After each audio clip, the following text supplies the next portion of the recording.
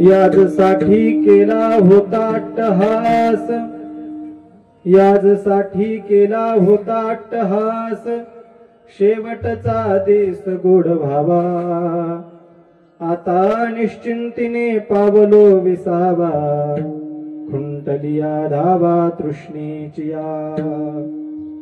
कवतुक वाटे झालिया वेचाचे, कवतुक वाटे झालिया वेचाचे, नाम मंगळाचे तेने गुणी, आता निश्चिंतीने पावलो विसावा, खुंटलिया धावा तृष्णेचिया. तुका म्हणे मुक्ती परिनिली नोवरी, तुका म्हणे मुक्ती परिनिली नोवरी, आता दिस चारी खेळी मिळी, आता निश्चिंतीने पावलो विसावा, कुंटलिया धावा तृष्णेचिया. समचरण सरोजम सांद्र नीलांबुदाभं, जगननिहित पानिं मंडनं मंडनाना, तरुण तुलसीमालां कंधरं कंजनेत्रं, सदयधवलहासं विठ्ठलं चिंतयामि. नमो ज्ञानेश्वरा, नमो ज्ञानेश्वरा, निवृत्ती उदारा सोपान देवा, मुक्ताबाई नमो त्रिभुवन पावनी, आद्यत्रय जननी देवांची.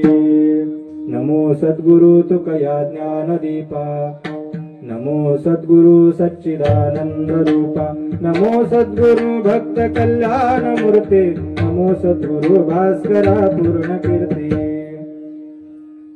याजसाठी केला होता अट्टहास, शेवटचा दिस गोड व्हावा, आता निश्चिंतीने पावलो विसावा, खुंटलिया धावा तृष्णेचिया.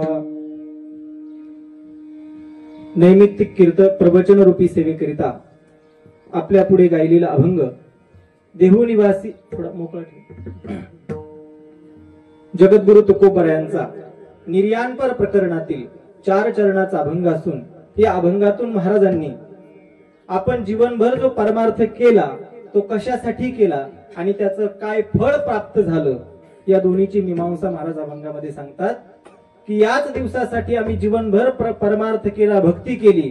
कशासाठी? जीवनाचा शेवटचा दिवस गोड होण्यासाठी. तो गोड कशा पद्धतीने होतो तो आपण भावार्थात चिंतन करणार आहे. आणि आम्ही जो जीवनभर परमार्थ केला त्याचं फळ आम्हाला प्राप्त झालं की आता आम्ही निश्चिंतीने विसाव्याला म्हणजे विश्रांतीला प्राप्त झालो. आता निश्चिंतीने पावलो विसावा. महाराज तुम्हाला विसावा प्राप्त झाला, निश्चिंती प्राप्त झाली, त्याचं कारण काय? महाराज सांगतात खुंटलिया धावा तृष्णेचिया. तृष्णा म्हणजे तहान. इथं पाण्याची तहान नाहीये. प्रापंचिक ज्या काही आपल्याला तहान लागलेल्या आहेत त्या इच्छा, आकांक्षा, अपेक्षा ही तहान आमची संपलेली आहे म्हणून आम्ही निश्चिंतीला प्राप्त झालो. आणि आमचं जीवनभर आम्ही परमार्थासाठी जे खर्ची घातलं, आम्ही जो वेळ परमार्थासाठी दिला त्या वेळेचं सुद्धा आता आम्हाला वाटतं की कौतुक वाटतं की ती वेळ सार्थक झाली. कवतुक वाटे झाली या वेचाचे. आमच्या जीवनातला जो काही काळ होता, वेळ होता, तो सार्थक झाला का? आम्ही आमची वाणी नामस्मरणासाठी दिली. नाम मंगळाचे तिन्ही गुणे. मंगळ अशा असणाऱ्या परमात्म्याचं मंगल नाम आम्ही नित्य मुखामध्ये ठेवलं म्हणून आमच्या जीवनाचं सुद्धा मंगल झालं. आणि मग आता उरलेलं आयुष्य म्हणजे मुक्त स्थिती प्राप्त झाली, परंतु अजून शरीर आहे. वैकुंठाला जाईपर्यंत तुकोबरा सांगतात की आता आम्ही मुक्तिरूपी नवरीशी लग्न केलं. तुका म्हणे मुक्ती परिनिली नोवरी, आता दिसचारी खेळी मिळी. आता वैकुंठ गमन करण्यापर्यंतचा जो काळ आहे, जे दिवस आहेत ते आम्हाला पांडुरंगासोबत, भगवंताच्या भक्तांसोबत खेळण्यात, भगवंताच्या नामस्मरणामध्ये घालवायचा आहे, असा अभंगाचा सरळ भावार्थ आहे. प्रवचन सेवा नैमित्तिक आहे. आपल्या गावातील आदरणीय प्रातस्मरणीय कैलासवासी श्री वसंतराव माणिकराव घनगाव त्यांना सगळे आदराने प्रेमाने आबा म्हणायचे. त्यांचं हे प्रथम वर्ष श्राद्ध आहे, पुण्यस्मरण आहे. आणि त्यांच्या पुण्यस्मरणानिमित्त आपण सर्व आप्तेष्ट मंडळी या ठिकाणी उपस्थित झालोय की त्यांनाही या भगवंताच्या नामचिंतनातून, ज्ञानदानातून, अन्नदानातून होणारी पुण्य निर्मिती त्यांना श्रद्धांजली म्हणून अर्पित करण्यासाठी या ठिकाणी सर्वजण उपस्थित झालेत. आणि आपल्या पंचक्रोशीतली प्रवचनाची परंपरा वेगळी आहे. म्हणजे श्रोत्यांना अगदीच निरस व्हायला नको म्हणून त्याच्यामध्ये वैकुंठवासी गुरुवर्य व्यवहारे बाबांनी संगीताची जोड दिली. म्हणजे संगीत प्रवचन, अशी ही संगीत प्रवचनाची सेवा आपण या ठिकाणी साजरी करणार आहोत. आबांचं प्रथम पुण्यस्मरण आहे. आबांच्या जीवनाचा जर आपण विचार केला तर आम्ही बरं पाहिलेलं आहे की आबांच्या हातून वैकुंठवासी गुरुवर्य व्यवहारे बाबांची चांगल्या प्रकारे सेवा घडलेली.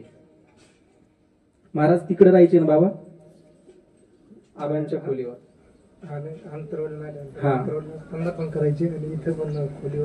तर इथं आबांच्या तिथं ज्या खोल्या आहेत तिथं व्यवहारी बाबा राहिलेले आहेत काही दिवस. तिथं त्यांच्या हातून बाबांची सेवा घडली. आणि तिथं मंदिरासमोर ज्यावेळेला आपल्या गावचा सप्ताह असतो त्यावेळेला व्यवहारे बाबा ज्यावेळेला पारायणाचं व्यासपीठ चालवायचे त्यावेळेला गावातली सगळी ज्येष्ठ श्रेष्ठ मंडळी पारायणाला असायची आणि त्या पारायणामध्ये आबा सुद्धा असायचे. खूप एक अनुष्ठान म्हणून, एक साधना म्हणून बाबांनी सगळ्यांकडून पारायण करून घेतले. आणि ती अनुष्ठानाची, ती पारायणाची साधना आबांनी सुद्धा केलेली होती. आणि 1 वर्षापूर्वी आबांनी आपली इहलोकाची यात्रा संपवली आणि पाहता पाहता त्यांचं प्रथम पुण्यस्मरण आलं. आणि पुण्यस्मरण अशा पर्व काळामध्ये आलं की हे दिवाळीचे 6 दिवस पर्व काळ मानला जातो. कालच्या वसुबारस पासून आजची धनतेरस, नंतर लक्ष्मीपूजन, भाऊबीज, असे जे 6 दिवस हा दीपावलीचा सण आहे याला शास्त्रामध्ये पर्व काळ म्हटलेला आहे. आणि अशा पर्व काळामध्ये हा योगायोग जुळून आला.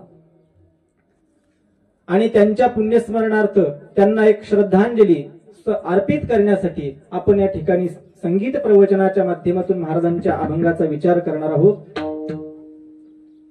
की माणसाच्या जीवनाचा जर शेवट गोड व्हायचा असेल, गोड म्हणजे चांगला, गोड म्हणजे आनंदी, शेवट गोड करणं म्हणजे काय 13व्याला किंवा वर्ष श्राद्धाला गोड पदार्थ बनवणं म्हणजे दिवस गोड करणं नाही.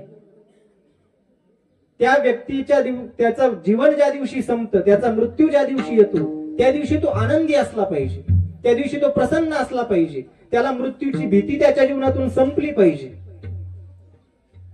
जर हे सर्व त्याच्या जीवनामध्ये घडलं तर त्याचा शेवटचा दिवस गोड होतो. आणि तो जीवनाचा शेवटचा दिवस गोड करण्यासाठी पूर्ण जीवनभर भगवंताला समर्पित व्हावं लागतं, नामस्मरण करावं लागतं, भक्ती करावी लागते. तेव्हाच कुठे शेवटचा दिवस गोड होतो. तुम्ही आम्ही जर जीवन जगत असताना सुद्धा, की आपण कुठलंही काम करत असताना त्या कामाची सुरुवात भले कशीही असू द्या, चांगली असू द्या, वाईट असू द्या, छोटी असू द्या, मोठी असू द्या, आपल्याला वाटतं की या कामाचा शेवट मात्र चांगला व्हावा. कुठलंही काम असेल तर त्या कामाचा शेवट चांगला व्हावा अशी अपेक्षा असते. तीच अपेक्षा आपण आपल्या जीवनासोबत सुद्धा ठेवली पाहिजे, की माझ्या जीवनाचा शेवट सुद्धा गोड व्हावा, चांगला व्हावा. कबीर महाराज सांगतात की ज्या वेळेला आपण जन्माला आलो त्यावेळेला आपण रडत होतो आणि बाकीचे हसत असतात. जीवनभर असं काहीतरी करा की मृत्यूच्या वेळेला, आपण मृत्यू पावल्यानंतर, आपलं शरीर सोडल्यानंतर किंवा आपण शरीर सोडायच्या वेळेला मृत्यू आपल्या समोर उपस्थित आहे, आपल्याला दिसतोय, त्यावेळेला सुद्धा आपण हसावं आणि इतरांनी रडावं. कबीरा जब हम पैदा हुए, कबीरा जब हम पैदा हुए, जग हासे हम रोए, ऐसी करनी कर चले, हम हासे जग रोए. आपल्या चेहऱ्यावरती हसू असलं पाहिजे आणि जगाने रडलं पाहिजे आपल्यासाठी, असं जीवन असलं पाहिजे. आणि ज्याचं असं जीवन आहे त्याचाच जन्म, त्याचा शेवटचा दिवस गोड होतो. असं हे त्यांचं वर्ष श्राद्धाचं स्मरण करण्याकरिता आपण या ठिकाणी उपस्थित आहेत. सर्वच आप्तेष्ट मंडळी या ठिकाणी उपस्थित आहेत. साथीला सुद्धा सर्व गावातील महाराज मंडळी आहेत. 1 2 3 4 5 6 महाराज मंडळी या ठिकाणी उपस्थित आहेत. ज्ञानोबरायांच्या पसायदानातल्या एका ओवीची मला या ठिकाणी अनुभूती येते की ज्ञानोबराय म्हणतात, वर्षात सकळ मंडळी ईश्वर निष्ठांची मांदी आली. अशी ईश्वरनिष्ठांची मंडळी या ठिकाणी साथीला उपस्थित आहेत। या सर्वांच्या उपस्थितीमध्ये आपण ही चिंतन रूपी सेवा करणार आहे आणि अशा प्रकारची अनुभूती ज्याच्या जीवनामध्ये साधू संतांची सेवा घडली, ज्याला साधू संतांचा सहवास लाभला, त्याच्या जन्माचा शेवट नक्कीच गोड होत असतो। कारण संत सुद्धा सांगतात की तुकोबारायांचे असे काही अभंग आहेत, संतांचे असे काही अभंग आहेत की संतांना विनंती करतात की तुम्ही जर माझा स्वीकार केला तो परमात्मा मला बाजूला करणार नाही, तो मला दूर करणार नाही, फक्त मला तुम्ही जवळ करा। कुणी? संतांनी। तुका म्हणे तुम्ही निरविल्यावरी मग मज हरी उपेक्षिना।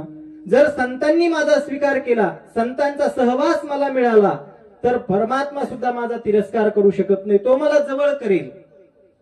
आणि आपल्या पंचक्रोशीचं आराध्य दैवत वैकुंठवासी गुरुरे व्यवहारे बाबांची आबांना सेवा घडली, त्यांच्या हातून त्यांना सर्व काही खाणं पिणं असेल, सेवा असेल, त्यांच्या संगतीत पारायणाची साधना असेल, त्यांची जी काही तनमन धनाने सेवा करता आली तेवढी सेवा करण्याचा त्यांनी प्रयत्न केला। आणि अशाचा ज्याला संतांचा सहवास लाभला, ज्याला संतांची सेवा घडली, अशाचा स्वीकार परमात्म्याला करावाच लागतो। कारण परमात्म्याकडे जाण्याचा प्रवासाचा विचार केला तर आपण डायरेक्ट परमात्म्याकडे जाऊ शकत नाही, मध्ये एक स्टेशन लागतं, त्या स्टेशनचं नाव आहे गुरु किंवा संत। गुरु किंवा संताशिवाय परमात्म्यापर्यंत पोहोचताच येत नाही। ज्ञानोबराय सुद्धा गुरुविषयीची कृतज्ञता व्यक्त करतात की मी सुद्धा हा संसार सागर तरलो असेल तर ते फक्त गुरूंमुळे। संताविना प्राप्ती नाही,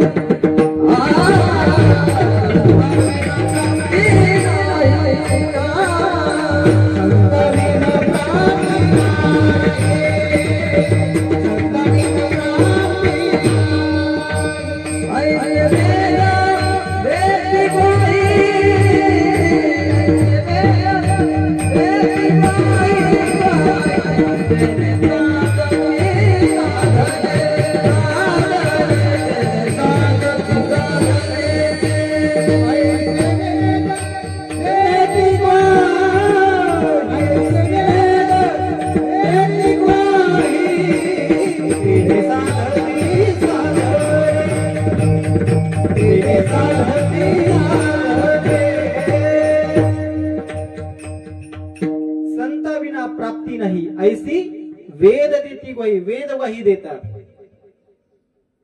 ज्ञानोबराय सांगतात ज्ञानदेव म्हणे तरलो तरलो आता उद्धरलो गुरु कृपे। ज्याला गुरु किंवा संत प्राप्त झाले त्याचा प्रवास परमात्म्यापर्यंतचा सफल होतो, तो भगवंत त्याचा स्वीकार करतोच। कारण सद्गुरु किंवा संत त्याच्याकडून कर्म चांगल्या पद्धतीचे करून घेतात आणि त्या कर्मानुसार तो परमात्म्यापर्यंत पोहोचतो। आपण कुणाच्या संगतीत आहोत त्याच्यानुसार आपले कर्म ठरत असतात।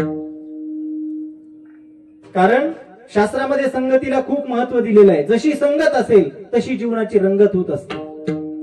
पावसाच्या पाण्याचा एक थेंब आहे, स्वाती नक्षत्रामध्ये पडलेल्या पावसाच्या पाण्याचा एक थेंब जर तो तापलेल्या तव्यावरती पडला तर त्याचं जीवन संपवून जातं, जळून खाक होतो, राख होतो। तोच पावसाचा एक थेंब जर कमळाच्या पानावर पडला तर सूर्यप्रकाशामध्ये फक्त मोत्यासारखा चमकतो। तोच एक थेंब जर सापाच्या तोंडामध्ये पडला तर विष होतं आणि तोच पावसाचा थेंब त्याने जर शिंपल्याची संगती केली तर त्याचा मोती होतो। म्हणून जो संतांच्या संगतीला गेला त्याच्या जीवनाचा मोती होतो आणि जो संतांच्या विनमुख झाला किंवा जो संतांना शरण गेलाच नाही त्याच्या जीवनाची माती होती। उद्धारासी ठाव नाही भाग्यहीना विनमुख चरणा संतांची। तुकोबाराय सांगतात जो संतांना विनमुख आहे म्हणजे संतांकडे तोंड करून पाहतच नाही, त्यांची सेवा करत नाही, त्यांचा सहवास करत नाही, त्याच्या उद्धाराला ठावच नाही, तो भाग्यहीन आहे। मग संत नेमकं असं काय करतात की त्यांच्या संगतीत गेल्यानंतर आपला उद्धार होतो?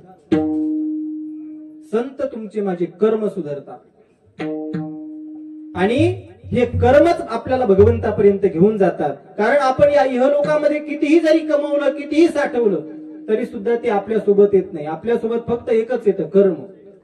जर तुम्ही आम्ही घोडे बंगला जमीन वगैरे कमवत बसलो ते सुद्धा इथंच राहणार आहे।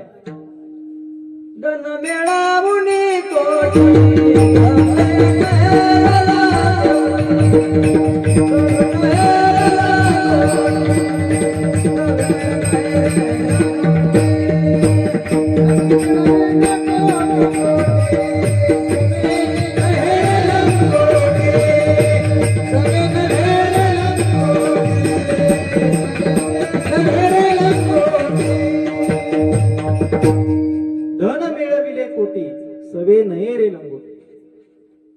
शास्त्रकार वर्णन करतात, जर धन कमवलं तर जुन्या काळी लोक जमिनीमध्ये पुरून ठेवायचे.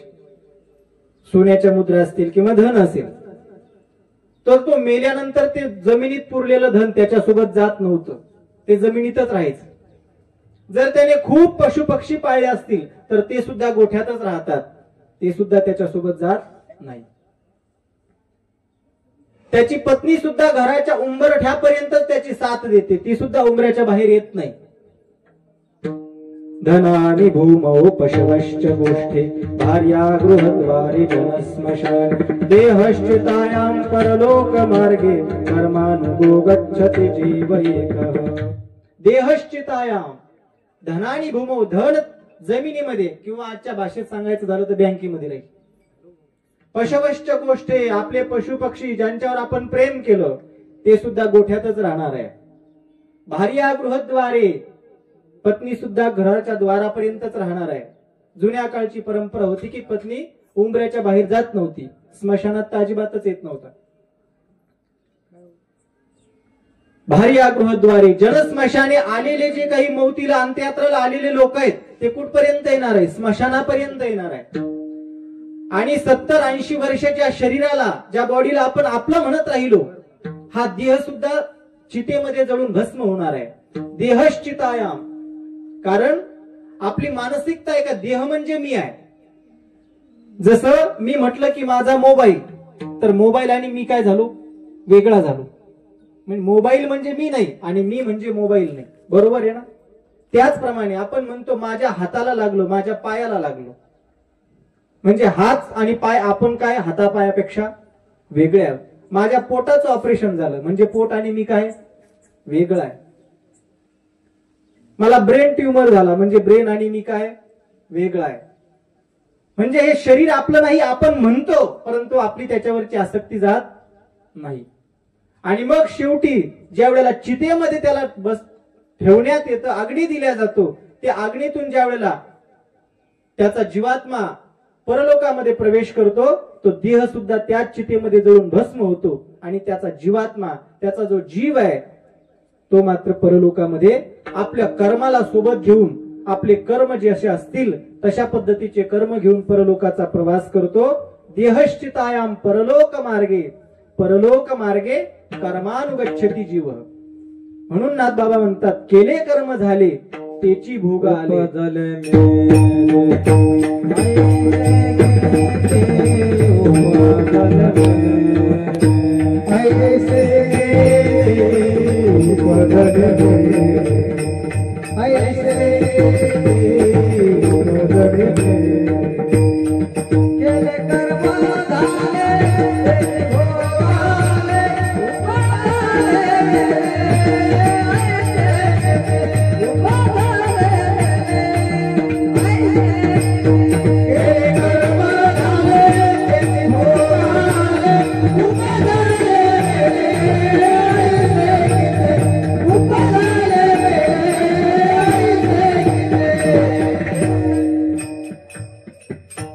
जसे कर्म असतील तसा प्रवास होतो.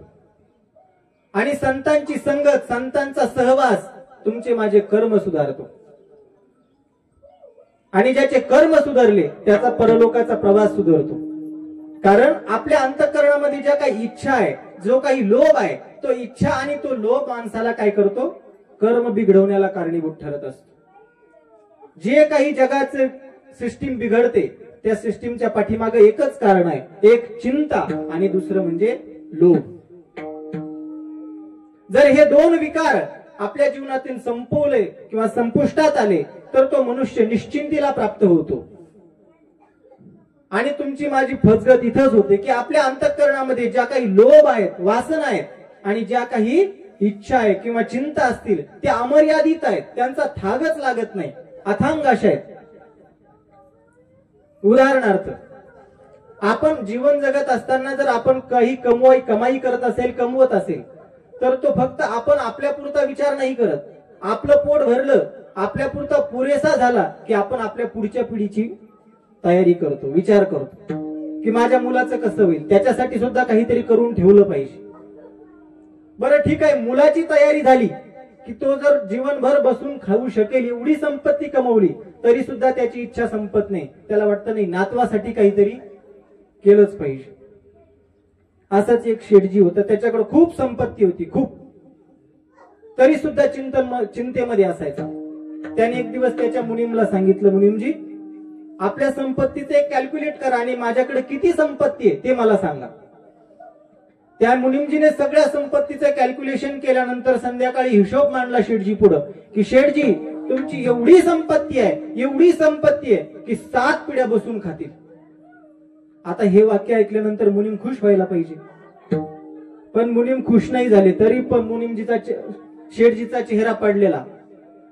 म्हटलं, शेठजी एक काम करा, जर एवढं ऐकू एवढं असून सुद्धा जर तुम्ही खुश नसेल ना, तुम्हाला जर प्रसन्न व्हायचं असेल, तुमची चिंता संपवायची असेल, तर आपल्या गावाच्या बाहेर एका डोंगरावर, टेकडीवर एक साधू महाराज राहतात, त्यांच्या दर्शनाला तुम्ही जा, त्यांना तुमचा प्रश्न विचारा, नक्कीच तुम्हाला समाधान मिळेल.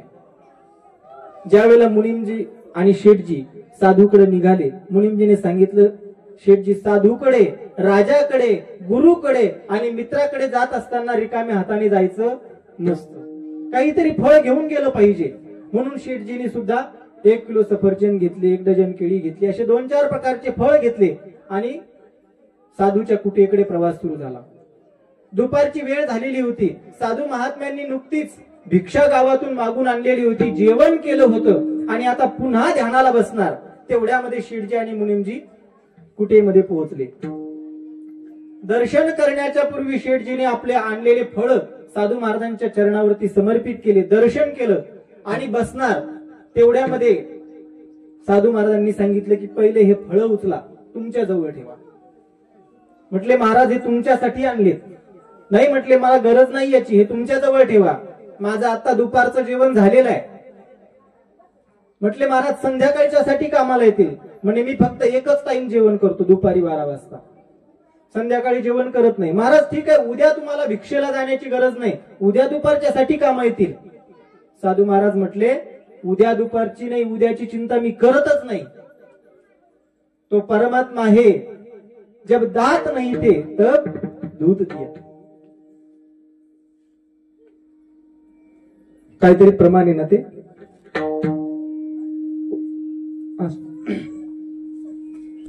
की तुला चिंता करण्याची काय गरज आहे. पोसितो जगासी एकला तू, संपूर्ण जगाला पोसणारा तो एकटा आहे. नको चिंता करू कोणत्या गोष्टीची, नको चिंता करू वस्त्राया पोटाची, माऊली आमुची पांडुरंग. साधू महाराजांनी सांगितलं, मी उद्याची चिंता करत नाही, पहिलं हे उचल, तुझं तू घे. शेठजीने फळं उचलले. शेठजी आता बसले नाही, परत निघाले. का?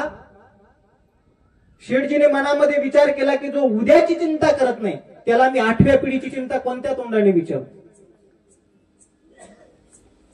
आपल्या अंतःकरणामध्ये या चिंता, या इच्छा, वासना, लोभ आहेत, म्हणून आपण दुःखी आहोत. आणि जर ह्याच संतांची संगत आपण केली तर संत काय करतात, तुमच्या माझ्या जीवनातलं कर्म सुधरवतात आणि कर्म सुधारलं की चिंता आणि लोभ हळूहळू कमी होत जातो. आपण सर्वजण चिंतातूर आहोत. प्रत्येकाच्या डोक्यामध्ये कुठल्या ना कुठल्या प्रकारची चिंता असते, लोभ असतो. आणि ज्याच्या जीवनातली चिंता आणि लोभ संपला त्याच्याकडे काही जरी नसलं तरी सुद्धा तो आनंदी असतो. आणि ज्याच्या डोक्यामध्ये चिंता आहे, अंतःकरणामध्ये लोभ आहे, त्याच्याकडे सगळं जरी असलं तरी सुद्धा तो दुःखी असतो. शंकराचार्यांना विचारले एक जणांनी की महाराज, खऱ्या अर्थाने गरीब कोण आहे आणि श्रीमंत कोण आहे. शंकराचार्य सांगतात, को वा दरिद्रो यस्य तृष्णा विराला, श्रीमांश्च को यस्य समस्ततोषः. तोच दरिद्र आहे, तोच गरीब आहे ज्याच्या तृष्णा म्हणजे इच्छा खूप मोठमोठ्या आहेत मग श्रीमंत कोण आहे? यस्य समस्त तोष, जो आहे त्यामध्ये समाधानी आहे तो श्रीमंत आहे. म्हणून इच्छा कधी संपत नसतात आणि चिंता सुद्धा कधी संपत नसतात. त्या फक्त तेव्हाच संपतात जेव्हा आपण संतांच्या सहवासात जातो, संतांनी सांगितलेली कृती करतो, संतांना आवडेल अशी कृती करतो. अशी कृती, असं प्रेम, असं परमार्थ तुकोबारांनी आपल्या जीवनामध्ये केला. संपूर्ण जीवन भगवंत पांडुरंगासाठी, विठ्ठल नामासाठी समर्पित केलं. कधी भामचंद्र, भंडारा, गोराडेश्वर या मंदिरावर जाऊन दिवसभर भजन करायचे. एवढं भजन की देहाचा सुद्धा आठव राहिला नाही.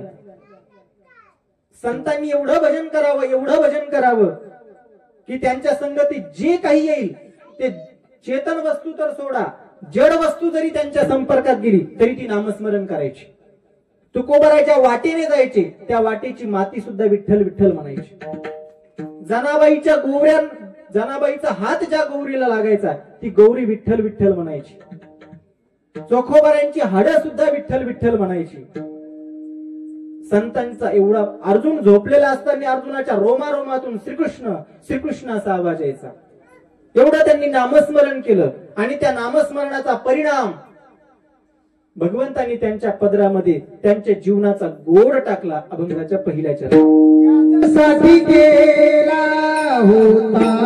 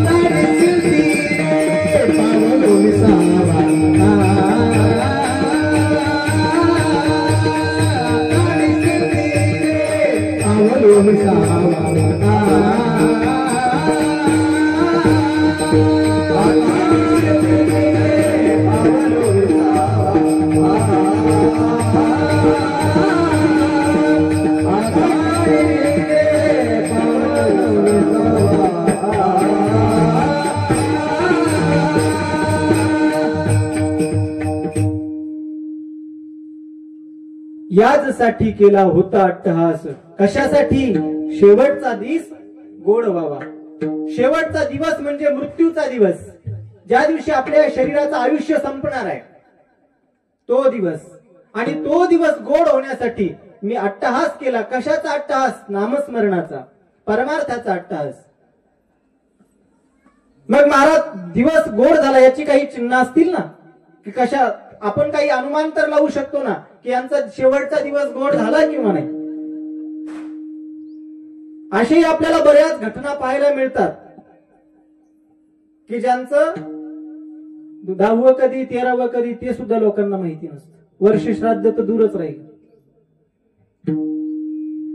वर्ष श्राद्ध किंवा पुण्यस्मरणाच्या दिवशी अशाही काही मृतात्मे आहेत की त्यांना पिंडोदक सुद्धा मिळत नाही. आणि आबांच्या पुण्यस्मरणार्थ प्रवचन होते, अन्नदान होणार आहे आणि या प्रवचनाच्या माध्यमातून जे ज्ञानदान होते, भगवंताचं नामचिंतन होते, याचा अर्थ असा आहे की त्यांचा सुद्धा शेवटचा दिवस गोड झालेलाच असणार. ज्या अर्थी जर सायगावला नदीला पूर आला पण डोंगरगाव सायगाव मध्ये पाऊस पडलाच नाही, याचा अर्थ अनुमान करावं लागतं की मागं कुठेतरी पाऊस झाला असेल, वरती पाऊस पडला असेल, तेव्हाच नदीला पूर आला.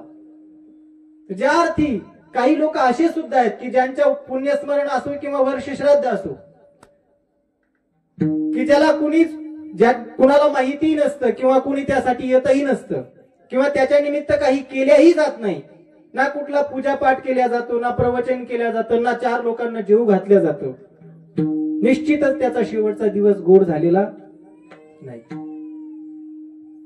पण जगद्गुरु तुकोबारायांच्या अभंगावरती काही चिंतन होत असेल, 4 लोकांच्या मुखामध्ये अन्न पडत असेल, तर त्याच्यावरून अनुमान करता येतं की त्या व्यक्तीचा दिवस गोड झालेला आहे. आणि त्याचाच जीवनाचा शेवटचा दिवस गोड होतो जो नामस्मरण करतो, संतांची संगती करतो. संतांच्या संगतीत गेलं की आपल्याला नामस्मरण करावं लागत नाही, होत असतं. जसं चोराच्या संगतीत राहिलं की चिंधी जरी दिसली तर ती उचलण्याची इच्छा होते. बैसता चोराचे संगती, देखताची चिंधी मन धावे. ज्याच्या संगतीत राहिलं तशी इच्छा होत असते.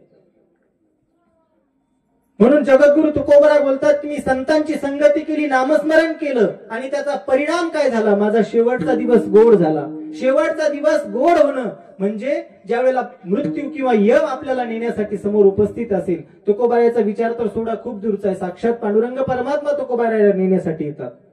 गेला तो विमानी बैसोनिया. परंतु आपल्याला सुद्धा जर आपलं आत्मनिरीक्षण करायचं असेल तर आपण जर जीवन प्रामाणिक जगलं तर मृत्यूच्या समयी ज्याच्या डोळ्यामध्ये अश्रू नसतील, मृत्यूच्या समयी ज्याच्या डोळ्यामध्ये अश्रू नसतील आणि ज्याच्या चेहऱ्यावर हास्य असेल, समजायचं त्या व्यक्तीचा दिवस गोड झाला. आणि मृत्यूच्या शेवटी यमराज समोर उपस्थित असलेले पाहताना किंवा जी काही परलोकातील देवता ज्याचे जसे कर्म असतील त्याला नेण्यासाठी विष्णुदूत येतात किंवा यमदूत येतात. हरिभक्त असेल तर विष्णुदूत येतात आणि ज्याचा आणि परमार्थाचा दूर दूर कोसो कोसो संबंध नाही त्याला नेण्यासाठी यमदूतच येतात. आणि ते फक्त त्यालाच दिसतात, दुसऱ्या कोणाला दिसत नाही. म्हणतात का कुत्र्याला दिसतात म्हणून ते काय होतात, इवळतात. आणि तो यमदूत जर समोर उपस्थित असेल, यमधर्माचे दूत, यमदूत आले म्हणजे तो नरकातच जातो असं काही नाहीये. तिथे गेल्यानंतर त्याच्या कर्माचा विचार होतो आणि मग त्याची गती ठरते. जेवढं पुण्य असेल तेवढं पुण्य उपभोगण्यासाठी स्वर्गात पाठवलं जातं, जेवढं पाप असेल तेवढं पाप उपभोगण्यासाठी नरकात पाठवलं जातं. तर तो शेवटचा दिवस ज्यावेळेला समोर येतो त्यावेळेला ज्याच्या चेहऱ्यावरती हास्य आहे आणि डोळ्यामध्ये अश्रू नाहीत त्याचा दिवस गोड झाला. परंतु हे होण्यासाठी आणि जो मृत्यूला तयार आहे, मृत्यूसाठी तयार झालेला आहे की उद्या काय, आज आला तरी मी तयार आहे. ज्याप्रमाणे आपण जर प्रवास करत असेल तर प्रवास आपला जर जालना ते पुणे असेल तर पुणे जवळ आल्यानंतर आपण काय करतो, आपल्या बॅगे आवरायला सुरुवात करतो की आता आपल्याला उतरायचंय. आपली आवरावर आपण सुरू करतो आणि ती गाडी सोडण्याची आपली तयारी असते, मानसिक तयारी झालेली असते. त्याचप्रमाणे आपला जीवनाचा प्रवास आता संपलेला आहे. आता आपल्याला सुद्धा आपलं सामान आवरायला घेतलं पाहिजे आणि ही शरीर रूपी गाडी आता आपण सोडण्याची मानसिकता झाली पाहिजे, ठेवली पाहिजे. पण ती मानसिकता सुद्धा त्याच वेळेला तयार होते जर परमार्थ असेल तर. संत सांगतात की संसार घातक नाहीये, संसारातली आसक्ती घातक आहे. असोनी संसारी जिभे वेग करी, जिभेला वेग करा, जिभेला स्पीड द्या. रामकृष्ण हरी, रामकृष्ण हरी. संसार सोडून वनामध्ये जायचं नाही सांगितलं. सुखे करावा संसार, न सांडावे दोन्ही वार. कशा प्रकारे करायचा मग संसार? ज्याप्रमाणे जर आपण पक्ष्यांना दाणे टाकले तर ते पक्षी येतात, उतरतात, दाणे खातात. त्याच घरावी मुक्कामी करतात का? दाणे अंगाने उतरते एका गोंधळी आरावे, एका गोंधळी आरावे.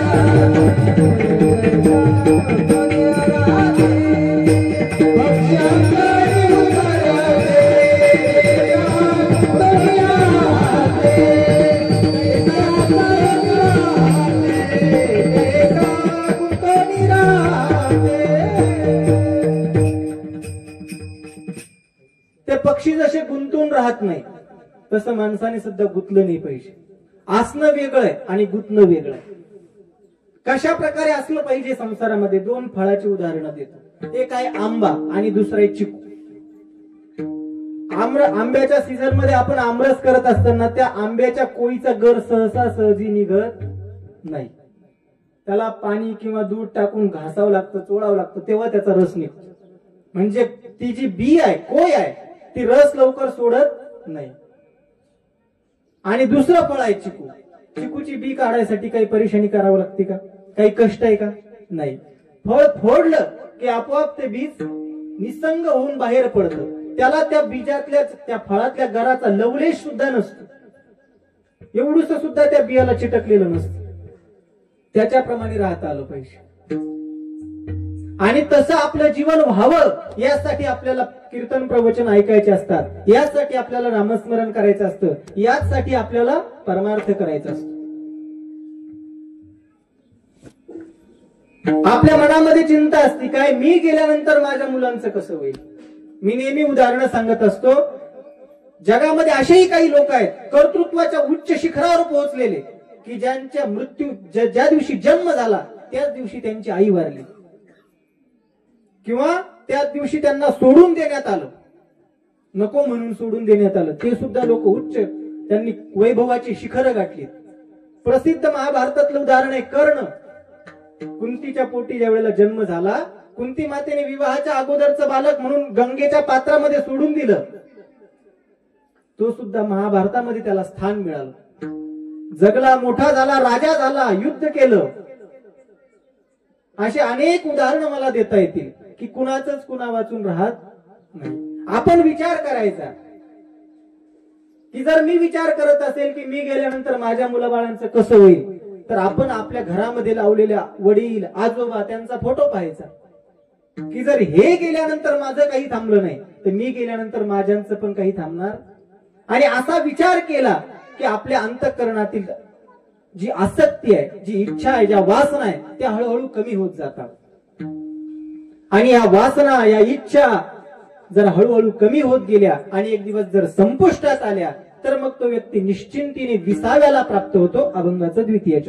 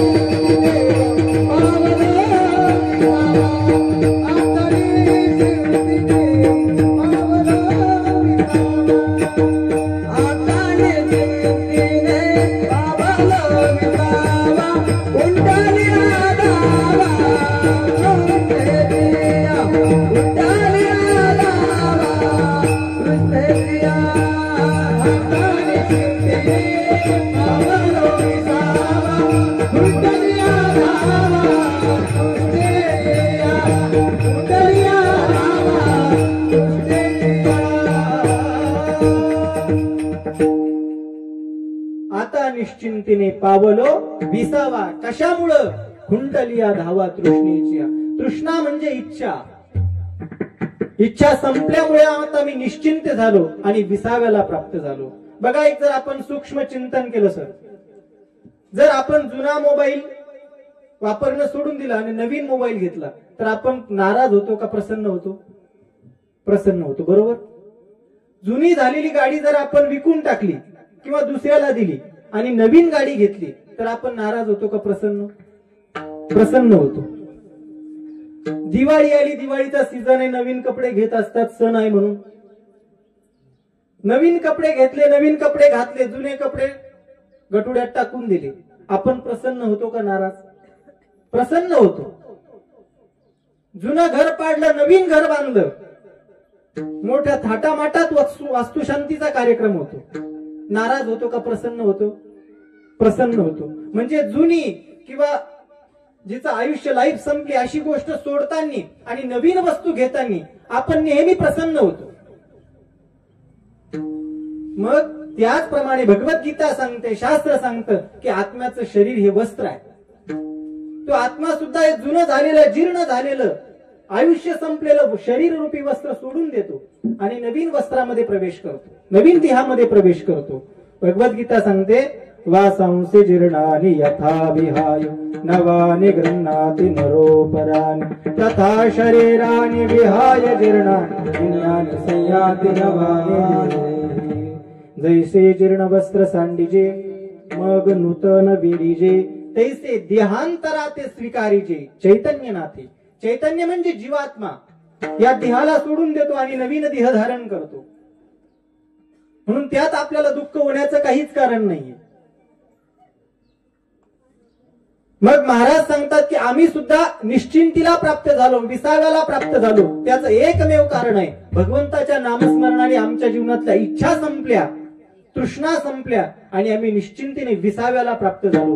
विसाव्याला म्हणजेच कुठल्या प्रकारे मनामध्ये कुठल्याच प्रकारचा विकार अवशेष न राहता मनाने नित्य मनाने भगवंतालाच मनन करणं, चित्ताने भगवंताचं चिंतन करणं, बुद्धीने भगवंताविषयीचाच विचार करणं, अहंकार जर सुद्धा तो सुद्धा परमात्म्यालाच धारण करणं. मी भगवंताचा दास आहे हा सुद्धा अहंकार आहे आणि तो चांगला अहंकार आहे. वासनाचा विचार करताना शास्त्राने दोन प्रकारच्या वासना सांगितल्या, एक चांगली आणि एक वाईट. वासना द्विविधा प्रोक्ता शुद्धा च मलिना तथा. शुद्ध वासना म्हणजे मी परमात्म्याचा आहे, शुद्ध अहंकार म्हणजे मी परमात्म्याचा आहे, आणि मलिन अहंकार म्हणजे मी संसाराचा आहे. मला परमात्मा प्राप्त व्हावा ही वासना म्हणजे शुद्ध वासना आहे. आणि मला गृही व्हावे धनधान्य, वाढावे संतान, गृही व्हावे धनधान्य ही वासना म्हणजे अशुद्ध वासना आहे. या वासना आमच्या जीवनातल्या संपल्या, आम्ही निश्चिंतेने विसाव्याला प्राप्त झालो. आणि जे काही आम्ही आमचा जे वेळ जन्माचा आयुष्य भगवंताच्या नामस्मरणासाठी खर्च घातलं त्याचं आम्हाला कौतुक वाटतं. कौतुक वाटे झाली या वेचाची का नाम मंगळाचे तेने गुणे. मंगळ अशा असणाऱ्या परमात्म्याचं मंगळ नाम आम्ही मुखामध्ये धारण केलं आणि त्याने आमच्या जीवनाचं मंगल झालं. सकळ मंगळ निधी श्री विठ्ठलाचे नाम. परमात्म्याचं नामस्मरण मंगल आहे आणि तेच माणसाचं जीवन सुद्धा मंगल करतं. महाराज ठीक आहे तुम्ही त्याचं नामस्मरण केलं, परंतु आम्ही शास्त्र वाचन केल्यानंतर, गुरुंकडून शास्त्र ऐकल्यानंतर आमच्या असं लक्षात आलं की मानव देहाचं कर्तव्य काय असेल, प्राप्तव्य काय असेल, तर ते मोक्ष प्राप्त करणं आहे. त्यालाच मुक्ती सुद्धा म्हणतात. परंतु तुम्हाला मुक्ती प्राप्त झाली का नाही? महाराज सांगतात नुसती प्राप्त नाही झाली, तिला आम्ही सोबत ठेवतोय अभंगाचं शेवट. तुका म्हणे मुक्ती परमिलो, तुका म्हणे मुक्ती परमिलो, तुका म्हणे मुक्ती परमिलो, तुका म्हणे मुक्ती परमिलो,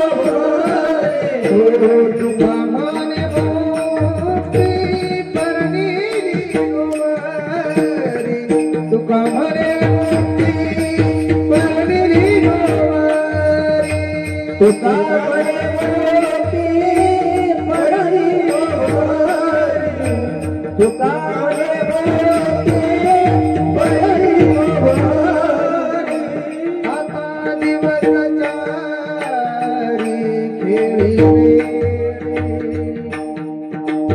आता दिवस चारी खेळी वेळी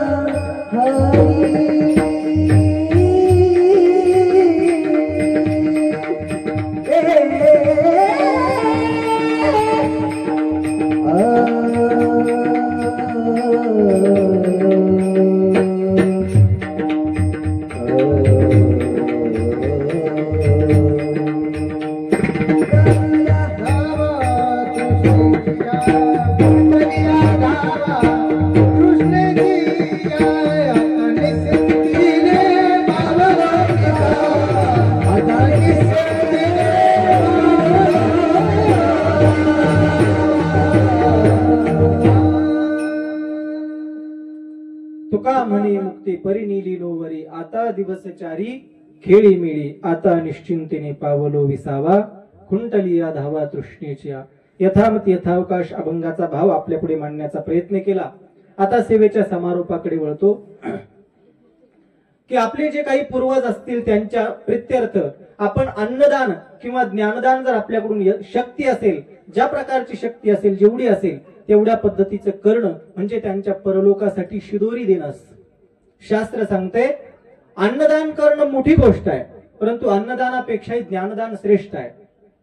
अन्नदानम महदानम विद्यादानम ततः परम किंवा ज्ञानदानम ततः परम.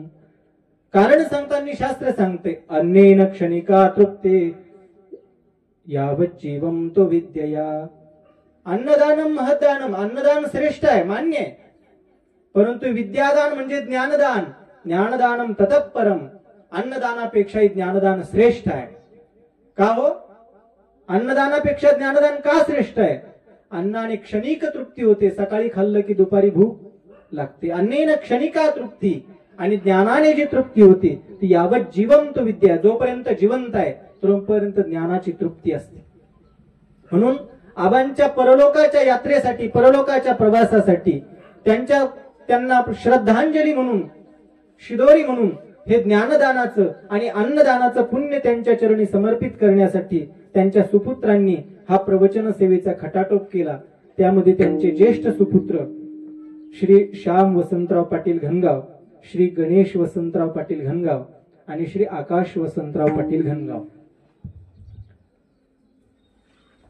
जोपर्यंत हयातीत आहेत तोपर्यंत सेवा करणारे आणि मृत्यूनंतर त्यांच्या प्रित्यर्थ त्यांचं पुण्यस्मरण करणारे. पुण्यस्मरण सुद्धा आपण त्यालाच म्हणू शकतो ज्याच्या पुण्य वर्ष श्राद्धाच्या दिवशी काहीतरी धार्मिक कार्यक्रम झाला, तेच पुण्यस्मरण आहे. असे करणारे नक्कीच सुपुत्र असतात. या सुपुत्रांनी आबांच्या प्रित्यर्थ हे ज्ञानदान आणि अन्नदानाची सेवा केली. कारण शास्त्र असं सांगतंय की या जगामध्ये सर्वात पहिला देव कोणता असेल एखाद्या व्यक्तीसाठी तर तो आई आहे, त्यानंतर वडील आहेत, त्यानंतर गुरु आहेत आणि त्यानंतर अतिथी आहे. वेदाची वाक्य आहेत मातृदेवो भव, पितृदेवो भव, आचार्य देवो भव, अतिथी देवो भव. त्यामध्ये पहिला नंबर शास्त्राने आईचा लावलेला आहे. आई, वडील, गुरु आणि अतिथी हे आपले देव असतात. आणि 1 वर्षापूर्वी या तीनही सुपुत्रांच्या जीवनातून त्यांचं पितृछत्र हरवलंय. पितृप्रेमाला पोरके झालेत, परंतु त्यांच्या प्रती कृतज्ञता, त्यांनी आपल्याला खूप दिलंय, त्यांनी आपल्याला जन्म दिलाय आणि आपल्यासाठी सगळ्या काही सुख सुविधा उपलब्ध करून दिल्या, म्हणून आपण त्यांच्या प्रती कृतज्ञ असलं पाहिजे. नाही तर अशी काही कृतज्ञ आहेत की ते जिवंतपणे आई वडिलांना मारतात, छळ करतात, दे पैसे व्यसनासाठी, घरातून बाहेर काढतात, जा तुम्ही तुमची व्यवस्था करा, राहा कुठं राहायचं ते राहा, कमवा खा. परंतु मृत्यूनंतर सुद्धा सेवा करणारे त्यांना नक्कीच शास्त्र सुपुत्र म्हणतंय. अशा या सुपुत्रांचे नक्कीच आबा त्यांच्यावरती वरून प्रसन्न होतील की, आणि अशांचा आदर्श बाकीच्या पुत्रांनी सुद्धा घेतला पाहिजे की आहे तोपर्यंत सेवा करणं आणि त्यांच्या नंतर त्यांच्यासाठी काहीतरी धार्मिक कृती करणं हीच खरी त्यांना श्रद्धांजली असते, त्यांना शिदोरी असते की ज्यांच्या उपकारातून आपण उत्तीर्ण होण्याचा प्रयत्न करणं आहे. त्यांच्या उपकारातून उत्तीर्ण होऊ शकत नाही, पण फुल न फुलाची पाकळी म्हणून शास्त्र सांगते किंवा विद्वान लोक सांगतात की शरीराच्या चमड्याचे जोडे करून जरी त्यांना घातले तरी सुद्धा त्यांच्या उपकारातून उत्तीर्ण होता येणार नाही. का तर ज्या नरदेहाने आपल्याला परमात्मा प्राप्त करून घेता येतो तो नरदेह त्यांनी तुम्हाला आम्हाला दिलेला आहे. नरदेह निधान लागले हाती, उत्तम सार उत्तम गती, देवची होईन म्हणत तिथे होती, तरी का चित्ती न धरावे. म्हणून आबांचे आशीर्वाद त्यांना प्राप्त हो आणि आबांना हे ज्ञानदानाचं आणि अन्नदानाचं पुण्य प्राप्त हो, अशी याच ठिकाणी ज्ञानोबरायांच्या, तुकोबरायांच्या आणि आपलं श्रद्धास्थान गुरु व्यवहारे बाबांच्या चरणारविंदी प्रार्थना करूया. झालेलं चिंतन पुष्प याच ठिकाणी विराम देऊया आणि फक्त त्या सुपुत्रांच्या काही भावना मी आपल्या पुढे एका कवीच्या शब्दामध्ये व्यक्त करतो आणि त्यानंतर पसायदान घेऊ आणि प्रवचनाला समारोप करूया. पुरामंदी माया त्याच्या काळ्या मेघावानी, दाखविना कधी कुणा डोळ्यातल पाणी. झिजू झिजू संसाराचा गाडा हाकला, वटामंदी आसू जरी कना वाकला. घडीभर तू थांब जरा, ऐक त्याची धापर, लई अवघड हाय गड्या, उमगाया बापर, उमगाया बापर. लई अवघड हाय गड्या, उमगाया बापर, उमगाया बापर. मुकी मुकी माया त्याची, मुकी घाल मेल, मुकी मुकी माया त्याची, मुकी घाल मेल. लेकराच्या पायी उभा जन्म उधळेल, आधाराचा वड जणू वाकल आभाळ, आधाराचा वड जणू वाकल आभाळ. तेच्या इनार पाचोळा जिनरानु माळ. घडीभर तू थांब जरा, ऐक त्याची धापर, घडीभर तू थांब जरा, ऐक त्याची धापर. लई अवघड हाय गड्या, उमगाया बापर, उमगाया बापर.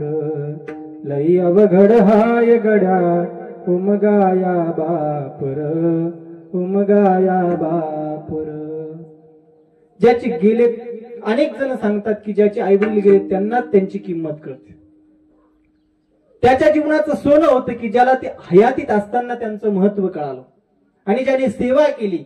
कारण परमात्म्याची सेवा करणं प्रत्येकाला शक्य होईल नाही, सांगता येणार नाही. परमात्म्याने प्रत्येक घरामध्ये जाऊन वास करावा, परमात्म्याला शक्य झालं नाही, म्हणून त्या परमात्म्याने आईची निर्मिती केली. त्याच्या जीवनामध्ये त्याला आई दिली. आई आणि वडील म्हणजे जसं कुंभार मर्क घडवत असताना त्याचा एक हात आतून असतो आणि एक हात बाहेरून असतो. आपल्याला आतला हात दिसत नाही, बाहेरचा हात दिसत असतो. आतल्या हाताचे कार्य वेगळं आहे, बाहेरच्या हाताचं कार्य वेगळं आहे. आतला हात आधार देण्याचं कार्य करतो आणि बाहेरचा हात जरी ठोके देत असला तरी तो आकार देण्याचं कार्य करत असतो. मातीच्या चिखलाच्या गोळ्याला तो कुंभार जसा आकार देतो आणि त्याचं सुंदर असं मडकं तयार करतो, तसंच आपल्या या शरीराला जो बालपणी चिखलाचा गोळा आहे, मांसाचा गोळा आहे, याला आई रूपी हाताने आधार दिलाय आणि बाप रूपी हाताने आकार दिलेला आहे. तेव्हा कुठं आपल्याला आधार आणि आकार मिळाला आणि आपण आपल्या पायावरती उभं राहण्यासाठी समर्थ आहेत. म्हणून प्रत्येकाने त्यांच्याविषयी कृतज्ञ राहिलं पाहिजे, त्यांची सेवा केली पाहिजे, भगवंताची साधू संतांची सेवा केली पाहिजे, नामस्मरण केलं पाहिजे, ते आपल्याला यथाशक्ती अन्नदानाचा प्रयत्न केला पाहिजे. अशा पद्धती